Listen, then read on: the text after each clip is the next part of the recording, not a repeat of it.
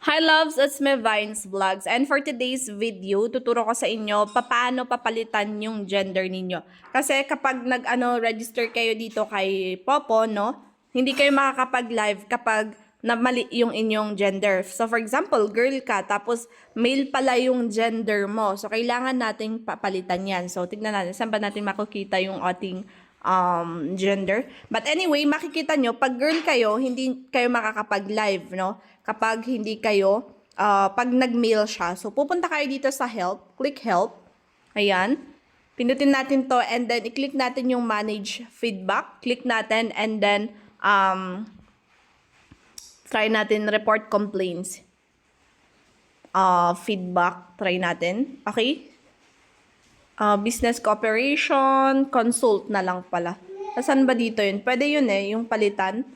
Ayan, change gender or country. Ayan, consult, i-change nyo yung gender and country. Tapos, sabihin nyo lang dito na, kindly change my gender. Ayan, because I'm a girl.